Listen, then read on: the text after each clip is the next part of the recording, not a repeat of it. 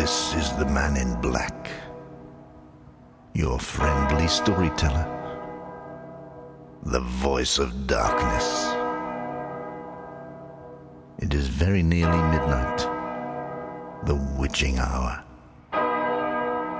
There is an eerie stillness in the air, an odd sense of foreboding, a strange and dreadful feeling of imminent danger, and an atmosphere of converging terror with the unmistaken certainty of approaching malevolence, a malignant evil.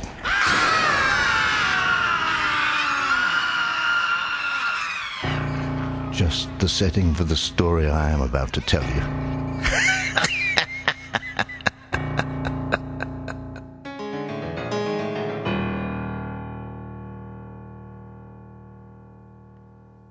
This is the story of a man called Ichabod Crane and his unfortunate encounter with the headless horseman of Sleepy Hollow.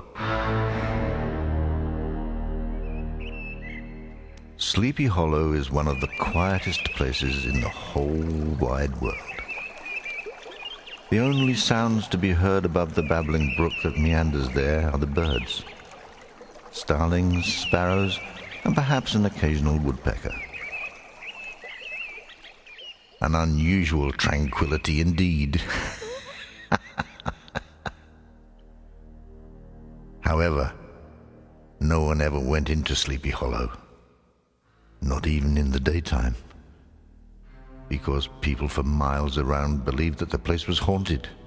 To venture there after dark would be folly indeed, for witches were known to cavort there, with goblins and spirits and ghosts and unspeakable things that can bite. It is said, and who am I to argue, that the most fearful spirit that haunts this nightmarish region is the apparition of a figure on horseback.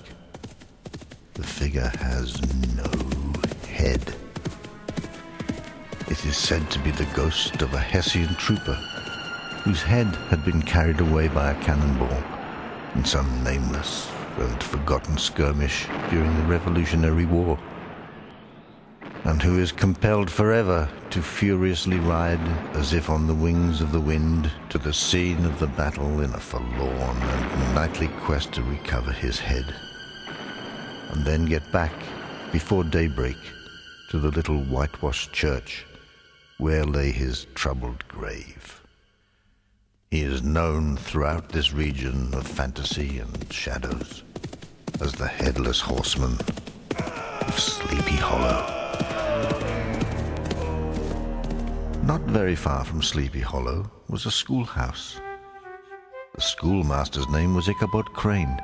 He was tall, lean, and lanky, with long legs and arms that protruded from his short sleeves. His head seemed small because his ears were so large, his nose long and pointed. He could easily, from a distance, be mistaken for a scarecrow. Ichabod Crane fervently believed in witchcraft. It was often his pleasure, after school was dismissed, to peruse his books concerning the supernatural until the gathering twilight became evening. Then, as he walked to the farmhouse where he was lodging, his imagination would become active, and the call of the whippoorwill, the croak of a frog, the hooting of an owl, or the rustling in the bushes of birds frightened from their roost would fill him with dread, and he would sing shakily or dryly try to whistle to bolster his spirits, believing that he was being followed by the unspeakable horror of the galloping, headless Hessian.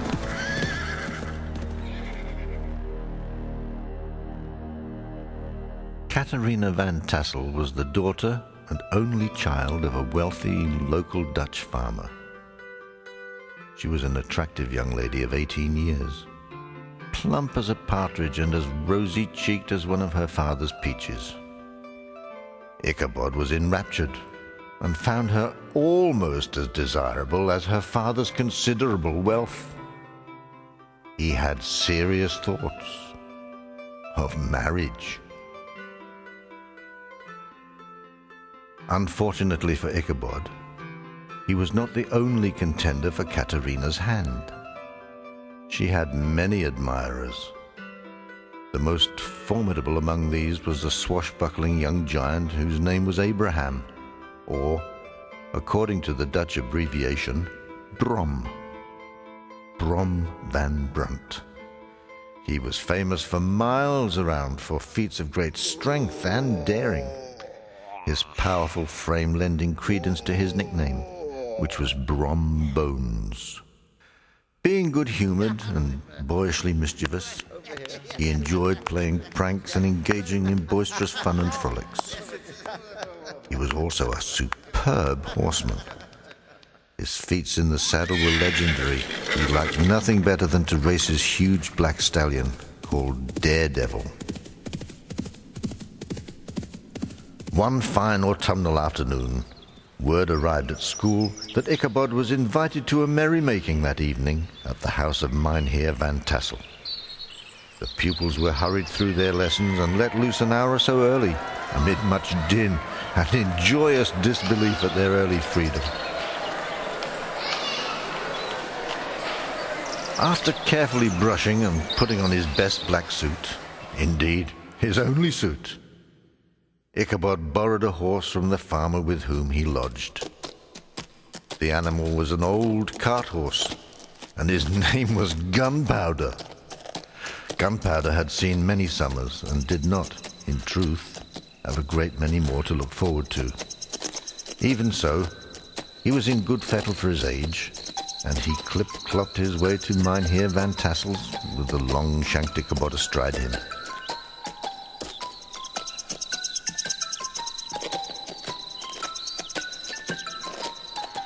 It was towards evening when Ichabod arrived at the home of Van Tassel. The sun was sinking and the party was just starting. Everyone was there, including Brom Bones.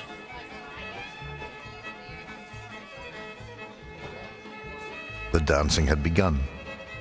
Ichabod was a good dancer, and with Katrina as his partner, showed off his Terpsichorean prowess, while Brom Bones, filled with jealousy, sat watching and brooding alone in a corner. The party gradually broke up. Everyone said their farewells, and finally, all was quiet and deserted. Only Ichabod lingered along, but eventually left for home, crestfallen, and with an air of despondency, which suggested that he had been rejected by the fair Katrina.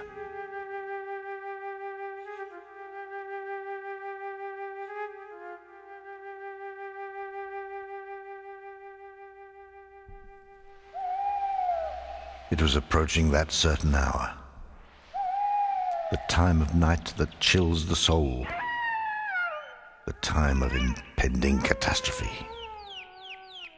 The natural sounds of the dark adding to Ichabod's apprehension.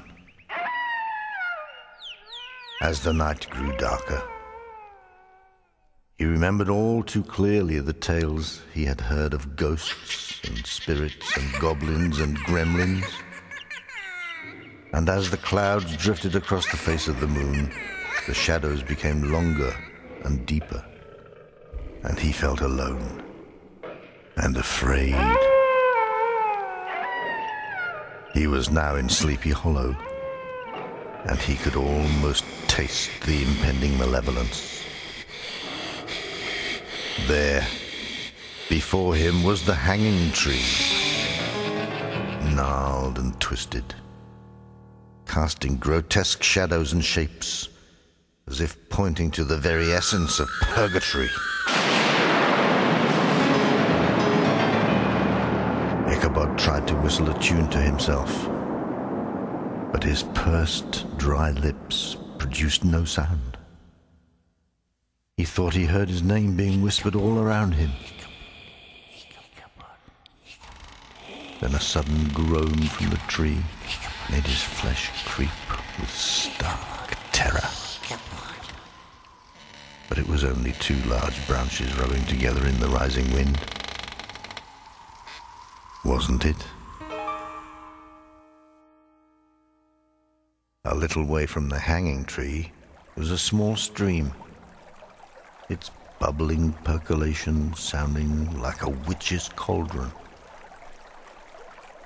Some rough-hewn logs placed side by side served for a bridge over the stream, and as Ichabod started to cross, he heard a noise which made his heart pound heavily in his chest.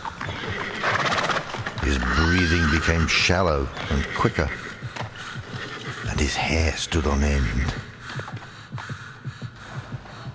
Then, in the murky shadows, he saw a hideous, towering, shapeless thing. Remembered tales of goblins, trolls and spectres and banshees flooded into his mind, and with the cold sweat of terror on him and shaking with uncontrollable fear, he managed to croak, "Who are you?" No response. "What do you want?"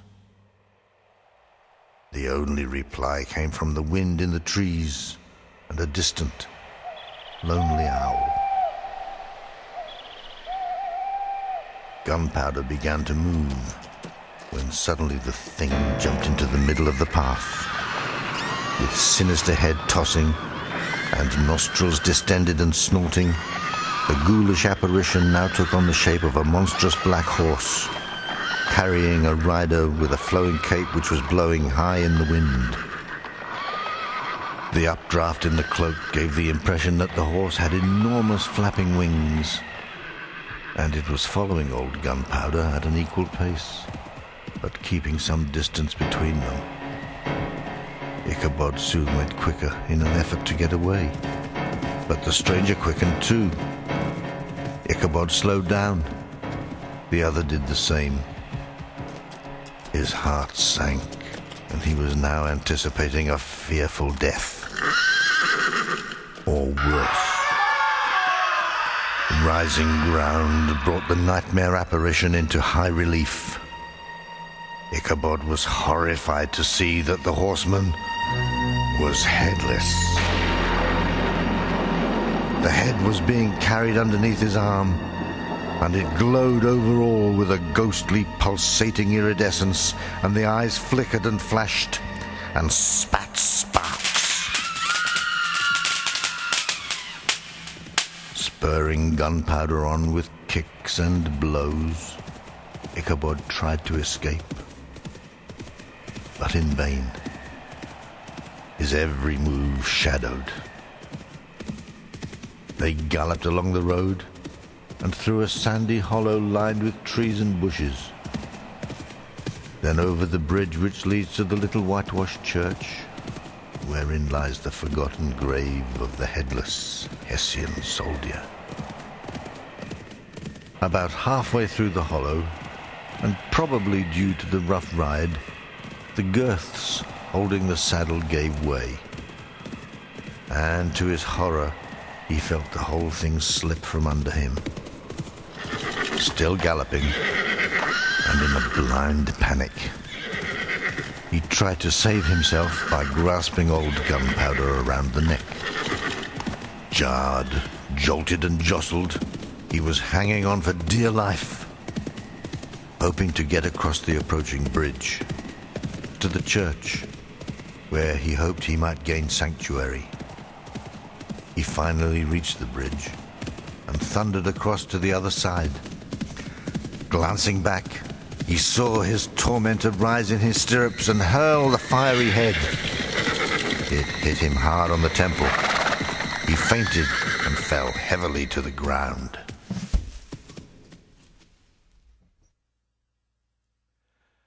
Next morning, old Gunpowder was found contentedly cropping the grass in a nearby field. His saddle and bridle were missing. Ichabod too was missing, and did not appear that day, or the next. A search party found his dusty old hat near the bridge, and hard by, a shattered pumpkin. Ichabod Crane was never seen again, and it was decided by those that know about such things that he had been spirited away by the headless horseman.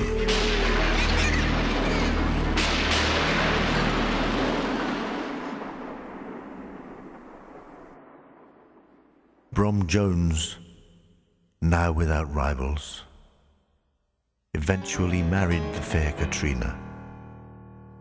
But people still remember Ichabod Crane and wonder about his fate. They wonder, too, why Brom Van Brunt always laughs at the very mention of pumpkins. Why is that, I wonder? What do you think?